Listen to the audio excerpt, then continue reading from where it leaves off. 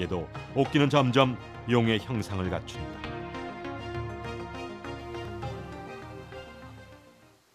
대릉하 상류에 위치한 사해 유적.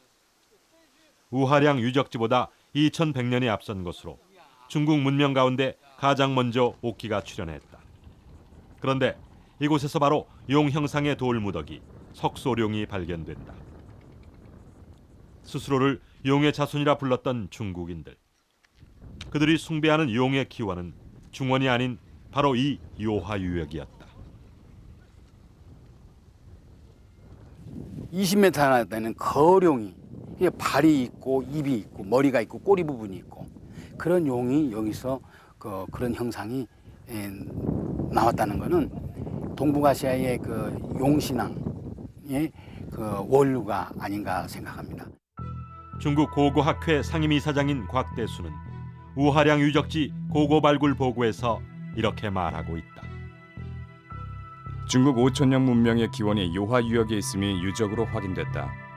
특히 우하량 적석청 제16지점에서 발견된 옥풍, 옥인 등을 비롯해 각종 제단과 묘, 이들의 배치는 북경의 천단이나 명나라 황제를 모신 13릉과 비슷해 예의 원형을 찾아볼 수 있다.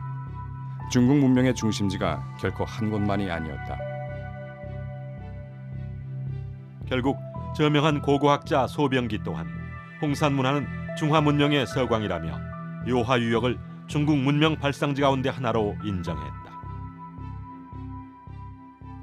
중국이 여태까지 그 중국 문명 하면 황하 문명, 그다음에 장강 문명을 얘기를 하였는데 지금 요하 문명은 중국 문명보다, 그러니까 황하나 장강보다도 2000년이나 앞선 그런 문명으로서 중국이 과거에 생각했을 때는 오랑캐 문화였습니다. 동이의 문화였는데 이것이 현재는 중국 영역 안에 있다 보니까 중국이 새롭게 문명 논을 재편을 하여서 이 모든 것을 중화 문명으로 잡고 새롭게 중국 문명을 정리하는 그런 작업이라고 볼 수 있습니다. 황하 문명보다 1000년을 앞선 요하 문명은 서양의 이집트나 메소포타미아 문명과 거의 동일한 시기에 생성된 문화이다. 지금까지 황하를 중원 문명의 요람으로 보았던 중국인들이 요하 문명을 중국 문명의 기원이라고 주장하고 나섰다. 과연 홍산 문화가 중국인들의 역사일까?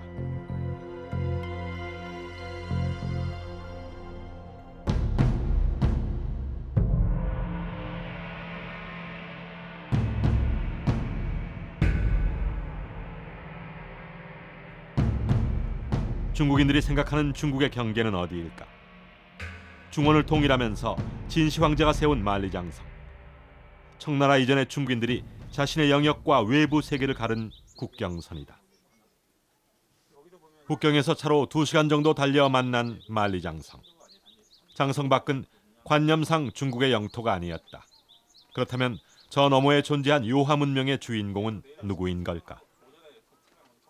이 만리장성을 넘어서 이 요하와 가까운 대릉하 유역에서 이렇게 새로운 문화권이 발견됐다고 하는 것은 우리 한반도의 우리 한국 문화, 고대 문화와의도 관계도 매우 밀접한 관계가 있다고 생각합니다. 죽음을 대하는 방식은 가장 변하지 않는 민족 고유의 풍습을 남긴다. 그리하여 고고학에서 묘장법은 동일한 문화권을 상징하는 표식이 된다. 우하량 유적지에는 집단의 우두머리 무덤으로 보이는 거대한 적석총과 27개의 석관묘로 대부분 돌무덤 형식을 취하고 있다. 석관묘는 돌널 무덤이라 하여 평편한 돌판을 잘라서 묘실 벽을 짜고 유해를 넣은 뒤 돌판으로 덮었다. 이러한 묘 형식은 특이하게도 요하 문명과 발해만 한반도 일대에만 발견되어 이들이 동일한 문화권임을 증명한다. 홍산 문화에서 아주 대표적인 묘제로 지금 어마어마하게 발굴되고 있는 적석총의 경우에도 그런 묘제가 중원에는 나타나지 않습니다. 여러분들 잘 아는 것처럼 고구려의 장군총이라든지 이런 것들이 그 적석총의 대부분의 그 가장 전형적인 형태라고 볼 수 있는데 그와 거의 유사한 형태로 홍산 문화에서는 3단으로 되어 있는 방형 혹은 원형의 제단이나 적석총들이 굉장히 많이 발굴되고 있어요. 그러니까 그 문화 유적들이나 적석총의 형태라는 것은 중원으로 흘러가는 것이 아니라 역시 한반도와 만주와 일본으로 이어지는 그런 북방 문화 계통으로 이어져 있다는 것입니다.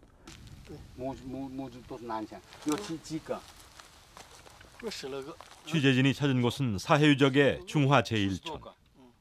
중국에서 발견된 최초의 주거지 형태로 기원전 6,000년에 건설되어 홍산문화 이전에도 대릉하와 요하유역에 문명이 존재했음을 설명하고 있다.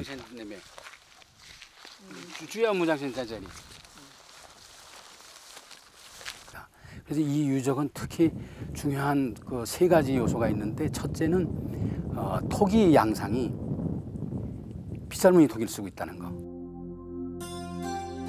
곡식을 담아두고 음식을 조리하던 그릇에도 문양을 새겨 넣은 고대인들의 마음. 특히 갈지자 형태의 무늬는 한반도에서 발견되는 빗살무늬 토기와 매우 비슷하다.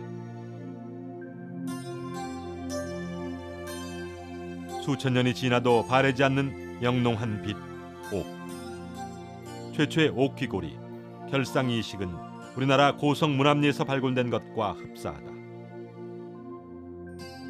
우리하고 매우 가까운 지역, 고조선이나 우리 고대 민족 동해 지역의 이 지역에서 이 고대 문화가 창조되어 있다는 것은 우리 고대사, 우리 고대 문화, 우리 고대 민족 이게 연구하는데 매우 중요한 위치를 차지하고 있다는 거 저는 생각하고 있습니다.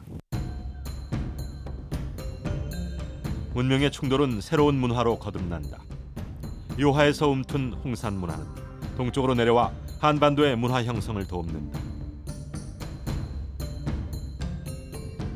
서쪽으로는 중원 지역과 연결되어 중국의 문명을 만드는 데 적절한 문화적 수혈이 이루어진다. 고고 발굴이 진행되면서 많은 것들이 요하에서부터 시작을 해서 중원으로 내려간 것을 설명해내는 사람들이 많이 생겼어요.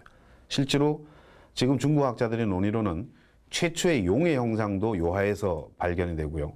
최초의 봉황 형상, 그다음에 최초의 그 주거지, 집단 주거지, 그다음에 갑골문의 원형이라고 얘기하는 도부 문자나 암각 문자 이런 것들이 전부 요하에서 가장 먼저 보입니다. 그래서 지금은 많은 사람들이 요하와 황하 지역이 서로 교류가 했다는 것에 대해서 인정을 하고 있어요. 일방적인 영향관계에 있는 게 아니라 앙소 문화의 영향을 받는 측면도 물론 있지만은 여기에서 내려가서 영향을 준 것들이 많이 있습니다. 고대 문명의 발상지 홍산. 동아시아 문화의 주류를 형성하며 주변 지역에 많은 영향을 끼쳤다.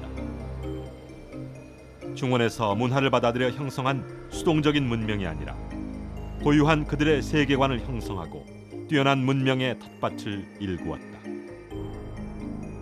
남방 문화인 앙소 문명과 북방 지역의 요하 문명, 그리고 바이칼 초원 문화는 수세기에 걸쳐 교류하며 이른바 동방 문명의 심장박동을 뛰게 했다. 북방 문화가 남방 문화에 끼친 영향이 바로 앙소 문명에서 발견된 채도 속의 삼조고를 설명해낼 수 있지 않을까.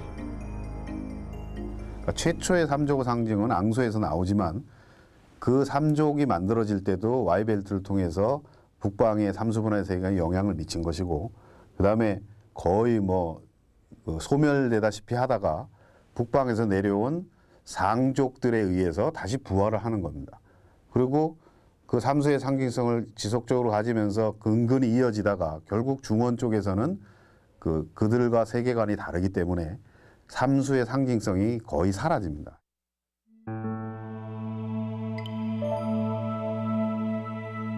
중원에서 사라진 삼조고는 고구려인들에 의해 그들만의 삼조고로 부활했다.